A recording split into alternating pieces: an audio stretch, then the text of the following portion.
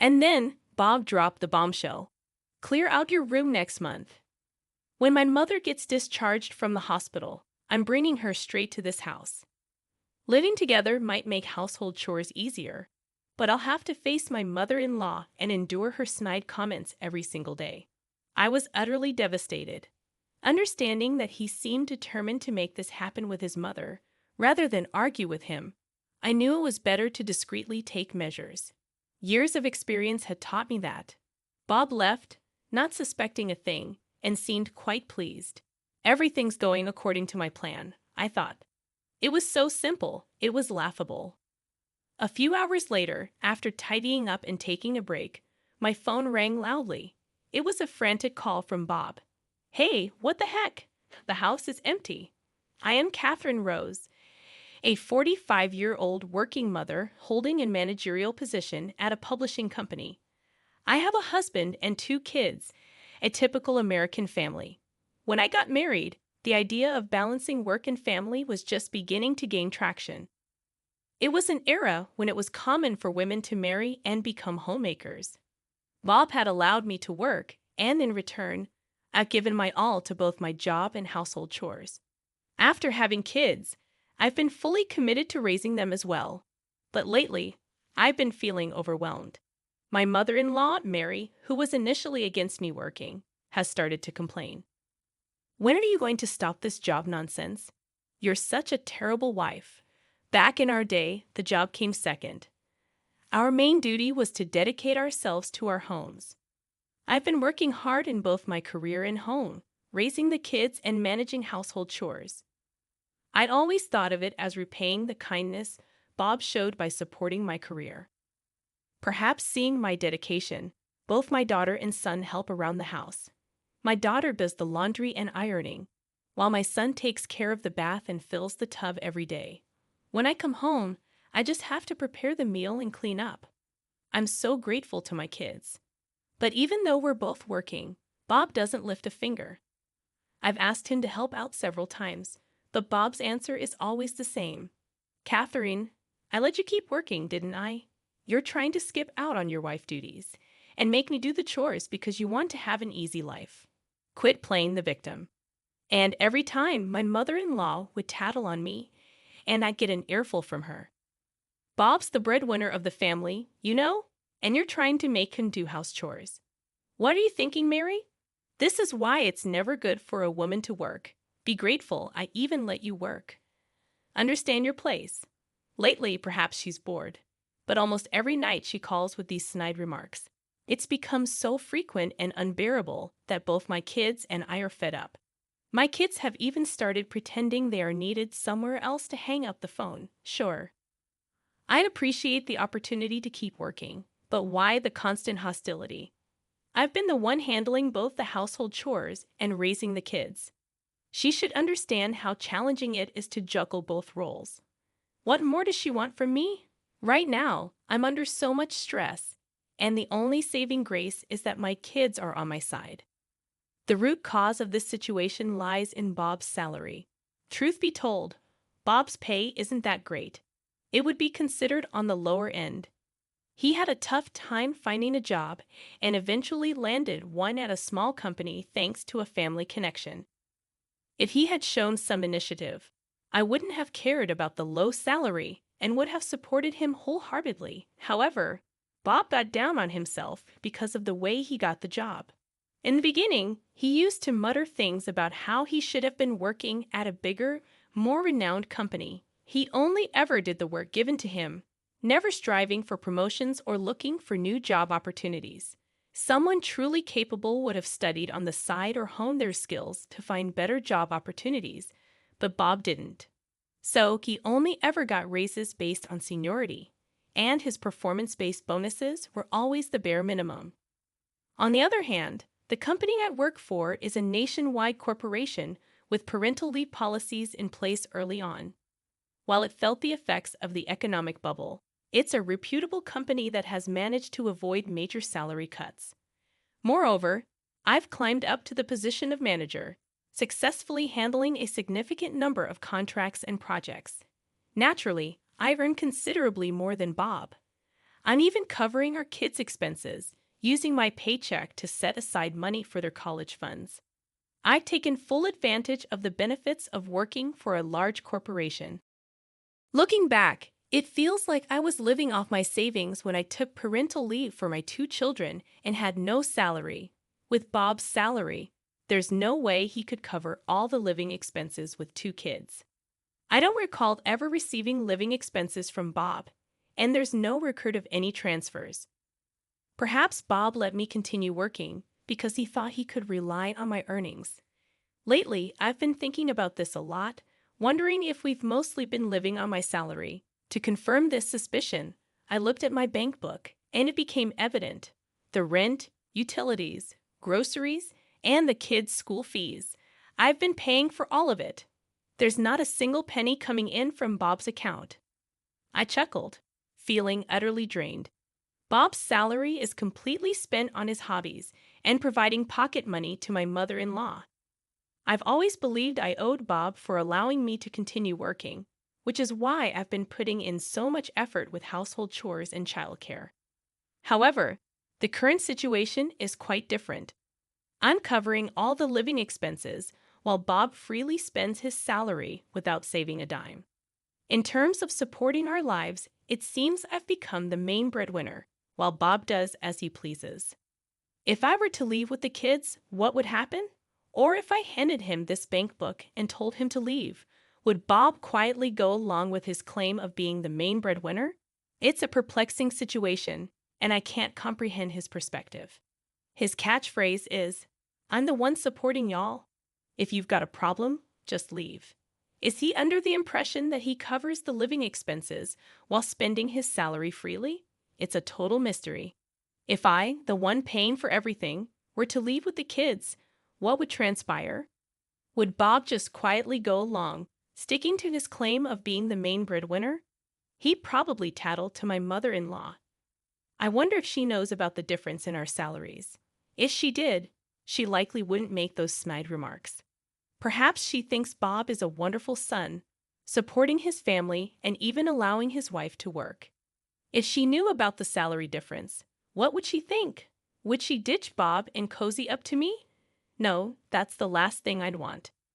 As I contemplate these thoughts, my mother-in-law has an accident at her home and hurts her foot.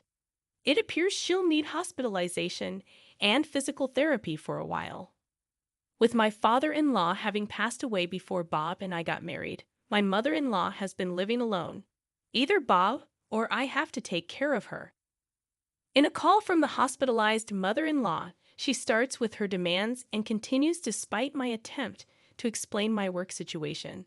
I decide to let Bob handle her, given the stress of being criticized by her for working.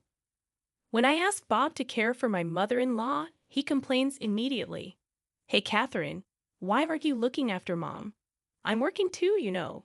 Despite being his mother, he shifts all caregiving responsibilities to his wife. Holding back my frustration, I reply, "I have work too, Bob, plus all the chores at home. If you'd help around the house, maybe I could visit her more. More importantly, I think your mom would be happier if it was you who came to care for her." While venting stress on a daughter-in-law is common, it's better to approach such situations with positivity. So I keep finding reasons to avoid caring for my mother-in-law. I diligently washed and folded my mother-in-law's laundry, carefully packing it into a bag. If she asked for specific items, I made sure to buy them, even checking the names of the products she requested. Even if Bob took credit for these things and I ended up shouldering the blame, I didn't mind. I just wanted to avoid hearing my mother-in-law's snide remarks. Thankfully, my judgment seemed right. My mother-in-law greeted Bob with a big smile every day. Apparently, for a mother like mine, nothing beats the joy of being cherished by her son. Having her beloved son around must feel much better than dealing with a daughter-in-law she'd want to make sarcastic comments about every day. It seemed like she eagerly awaited Bob's return from work, focusing on chatting with him. She handed Bob a shopping list note, and since the first time she was admitted to the hospital, she hadn't called me. Observing my mother-in-law's smiling interactions with Bob, it seemed he felt like he was being a good son. Even when he returned home at night, He handed me the laundry and shopping notes without any complaints. Although Bob would throw in some sarcastic remarks at me while handing over my mother-in-law's things, I was able to live peacefully. In the middle of the night, I muttered to myself that I just didn't want to hear any of my mother-in-law's complaints right now. I hoped for things to stay peaceful for a while. However, injuries took a toll on my mother-in-law's age, and despite my efforts through Bob for her rehab, she tended to skip it. Delighted with her son's visits, she would wait in her room for Bob's arrival, making various requests. While my mother-in-law rarely called on me directly, I was the one who actually fulfilled her requests, running errands, doing laundry, and even bringing her snacks. All she did was sit in her hospital room, chatting cheerfully with her son, while I handled the housework. It was a relief not to see my mother-in-law, but I was worn out from her numerous requests, and shopping alone became a significant chore. Understanding that living alone was inconvenient with her weakened legs, my mother-in-law made a shocking request to Bob. She expressed difficulty in shopping and preparing meals, asking him not to leave her alone. Of course, Bob sided with her, suggesting they live together. It seemed they were moving in that direction without consulting me. Finally, Bob dropped the bombshell. He would be living with his mother starting next month, instructing me to clear out my room. From the perspective of efficiency in household chores, it made sense for my mother-in-law to live with us. However, I was now faced with the prospect of seeing my mother-in-law every day and enduring her nagging. Despite my downcast feelings, Bob acted as if it was already decided that we would all live together. "I understand," I replied with little energy. Bob seemed determined to force this co-living situation, regardless of the despair I felt. It might be better to secretly make plans rather than argue about it. I knew this from years of experience. While Bob and my mother-in-law happily planned for the move, I constantly thought about how I could escape. I have my own room where I gather and review work materials. It's like a study or an office, essential for me. Bob wants me to give it up. Without this room, my work would be impacted, and I might have to come home even later than I do now. I muttered to myself while staring at the bookshelf, wondering where to move all these books and documents. I can't leave them at home if we live with my mother-in-law. They're too important to risk getting thrown away or damaged. It may sound like something out of a TV drama, but I really fear she might throw them out, especially since she'll probably target what she knows is important to me.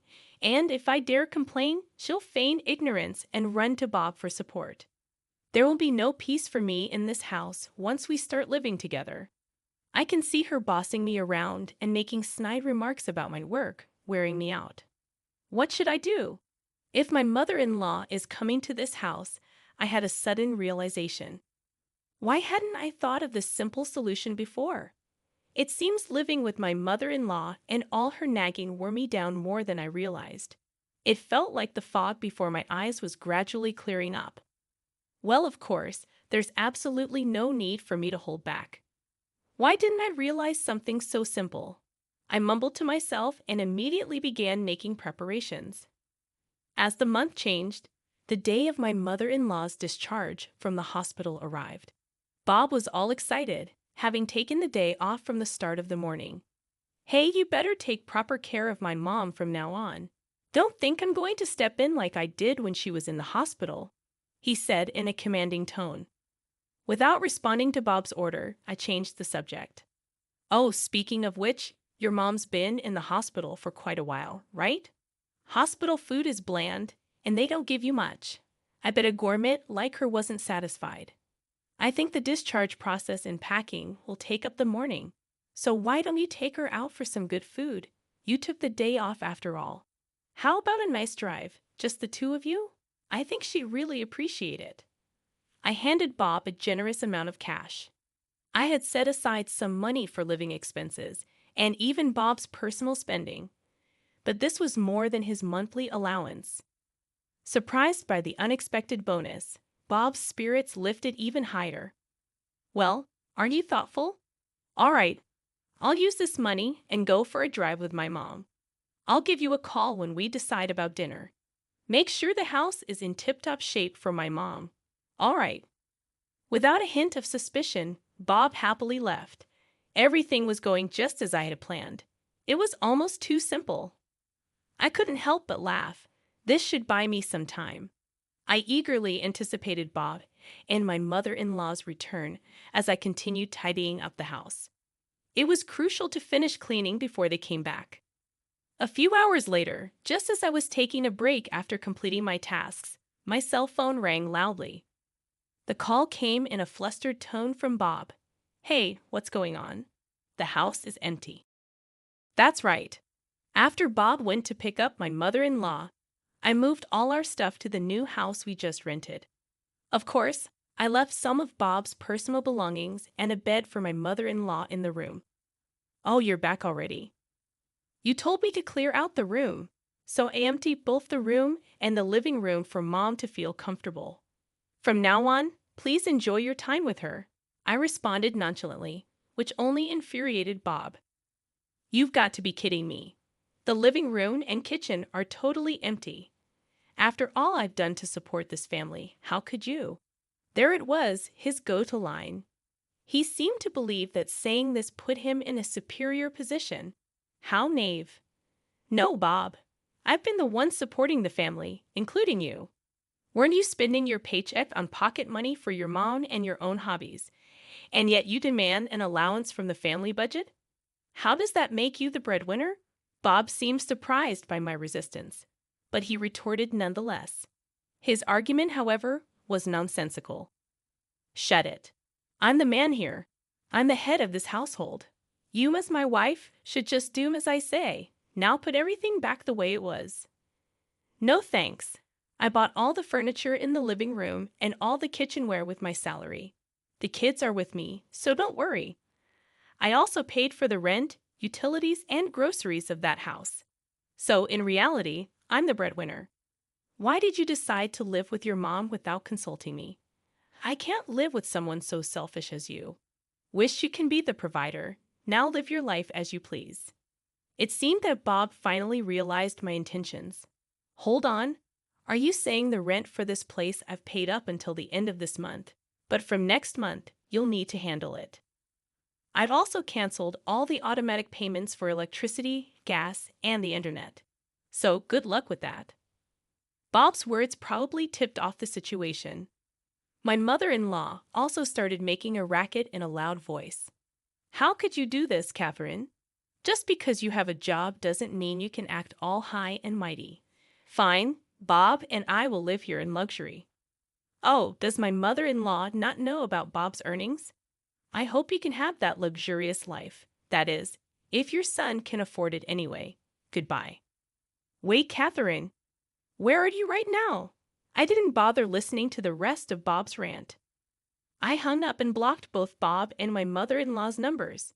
The aftermath unfolded as expected. With his meager salary from an uninspiring job at a small company, Bob had little left after paying the rent and utilities for the needlessly spacious apartment that once housed a family of 4. Constant bickering between Bob and my mother-in-law became a regular occurrence. In their new, oversized living space, complaints about meals were met with retorts like, "Can't you provide something better for your mother? And shut up. If you want something else, make it yourself. You're just making excuses, saying walking is too hard after slacking off on your rehab.